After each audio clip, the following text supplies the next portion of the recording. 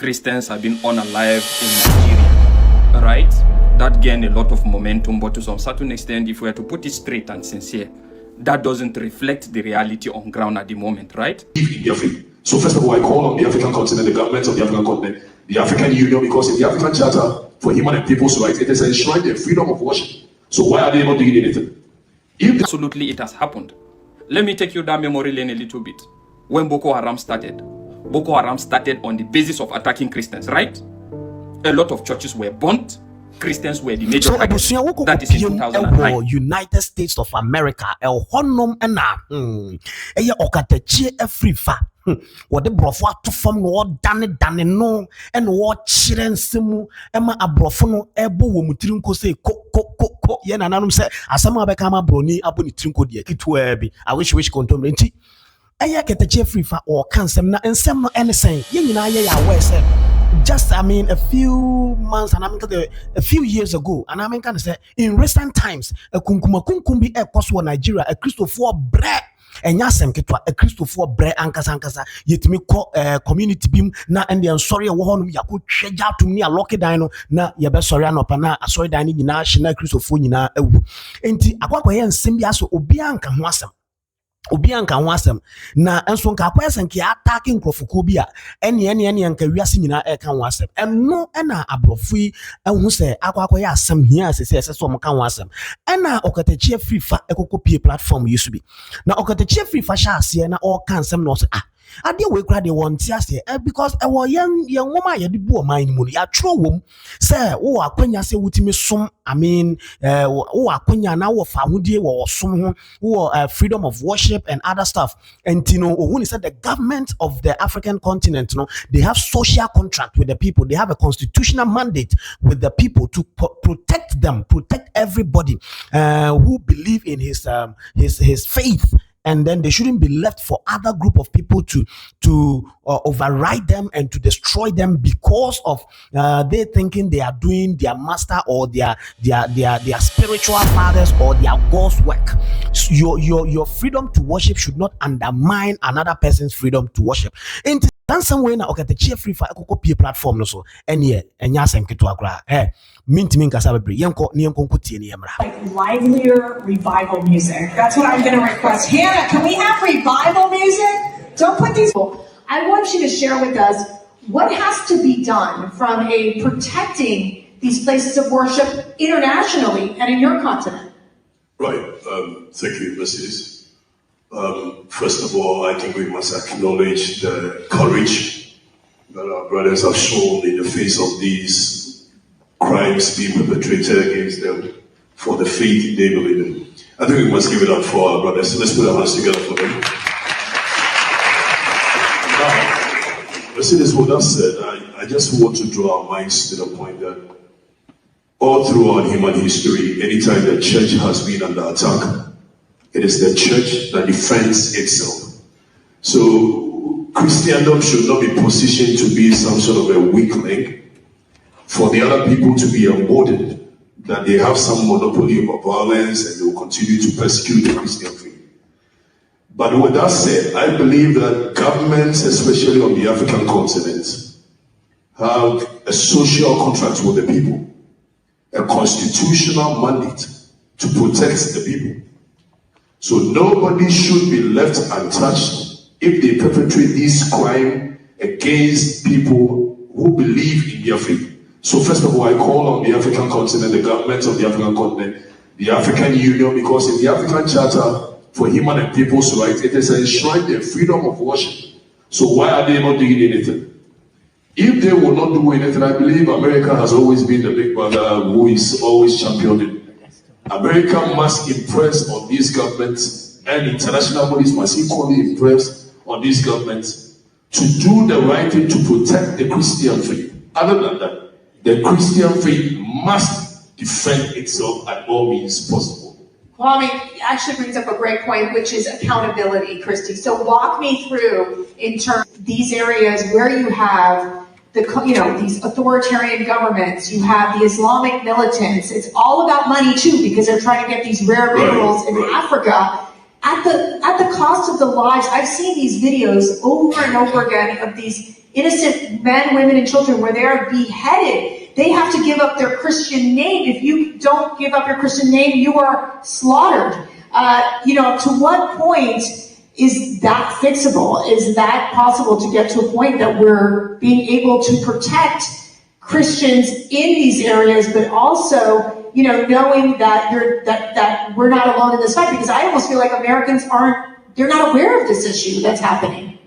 Right, so you made a point to the effect that authoritarian leadership and jihadists and all these people perpetrating crime. What we've not averted our minds to is that the persecution of the church is equally an existential threat to even democracy. Because wherever the church has been weakened, democracy does not thrive. Right. So I believe that all government that believes in democracy must come to the defense of the Christian faith.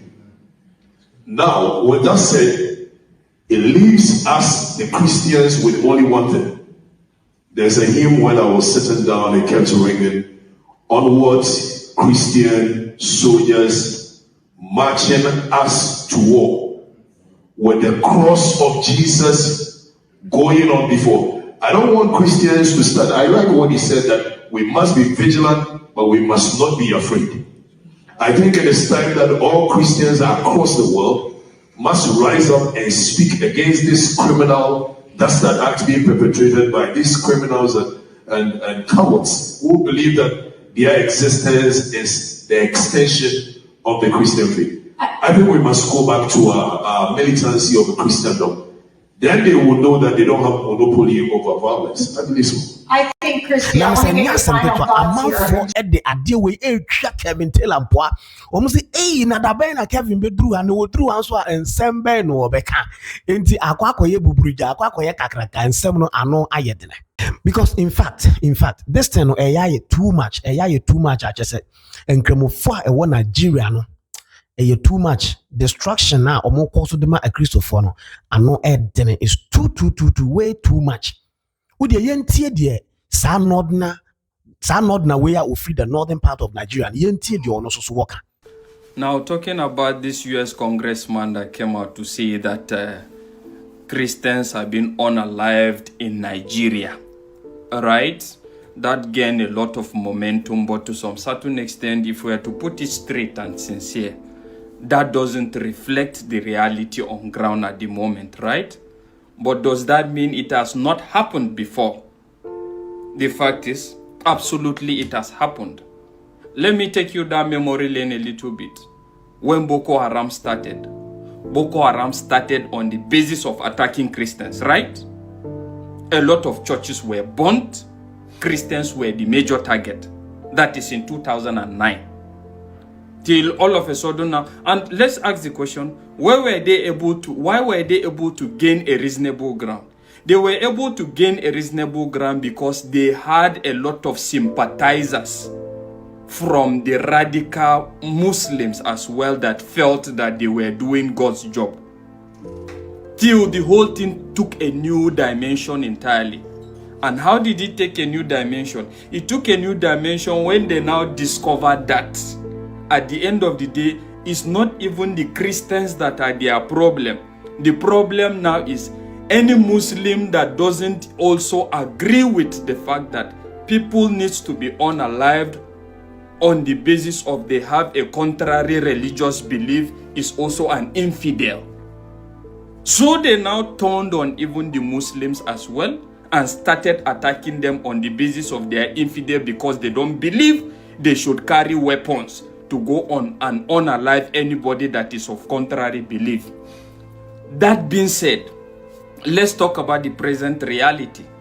What is happening at the moment? I think the best caption that would have captioned this well is the fact that the congressman or US should have been able to come out and say that there's an active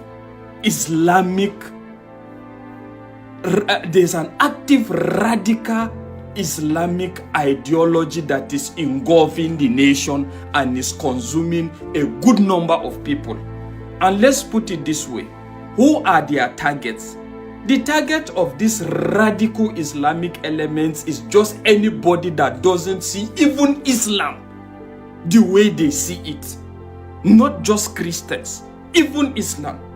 They believe that if you don't think that it's right to wage war against anybody that has a contrary view in regards to the fact that you just believe the kingdom of God must be established on earth, you are an infidel. And as such, they attack anybody, irrespective of your religious belief. Are we going to cite an example? An example in the sense that when you look at the Northeast, the fact is most of the major attacks, majorly that has been responsible for unaliving a lot of individuals, have a radical Islamic undertone. That is just it. And the fact is the government doing anything about that? Have they done anything about that? Absolutely not. Because we have had negotiations with bandits now. And let's put it this way now. Most of these radical elements, when they go to attack, they have an anthem, which is usually Allahu Akbar, before attacking. And you quite agree with me that Allahu Akbar has an affiliation with Islamic concept. Despite the fact that it's subject to interpretation. What Allahu Akbar means to a good Muslim is not the same thing as the what Allahu Akbar means to a radical Muslim. And that is just it. And that is what is happening. And funny enough now, look at the dilemma now. The good Muslims to us are people like Sheikh Imam Khalid, Masusuka, and the rest of other people that preach about the need for peaceful coexistence between Muslims and Christians. That doesn't stop anybody from practicing his religion. Those are the good Muslims to the Christians and other the tribes and non-believers as well. But these are also considered as bad Muslims to the radical Islamic ideologists. They see them as Muslims that doesn't reflect reality. Let's cite an instance with even what is happening in Kano at the moment now. You can see this is the same religion, the same Islam. But somebody now haven't said, this is my opinion in regards, this is what this verse of the Quran means and this is what it entails. The same Muslims now are calling for the unaliving of this man because they believe he has blasphemed against the Holy Prophet. So you get to see even the Islam is now divided into the radical and the non-radical. The non-radical now are the good ones to everybody and humanity. But the radical ones now are the people that have been rendering havoc and nothing is done in that regards. Let's look at, it's only in Nigeria, I challenge anybody in the whole world, it's only in Nigeria that we are going to be, Nigeria as a liberal country on paper, that we are going to be counting like almost getting to 10 people that has been unalived on the basis of blasphemy. On the basis of blasphemy. It's only in Nigeria, despite the fact that we say we are a liberal country. And what is the government doing about this? Nothing. Has there been any has anybody been apprehended or brought to book? Nobody. And it's still going on. And it's going to go on for a very long time. And what is the government supposed to do in this regards? Let's ask ourselves this question. Some basic and common things. Let it not look as if we talk without proffering solutions. The fact is, you have to identify these radical Islamic imams that are ambassadors of atrocity, havoc, ambassador of insurgents, that mounts the podium and preach to people and tell them on the need to unalive anybody on the basis of that he has a contrary belief or he's blaspheming. And in so doing now, you have to even touch some basis on the provisions of the Sharia and where it stands. So that is the no-go area now that people see that you shouldn't go there. Why?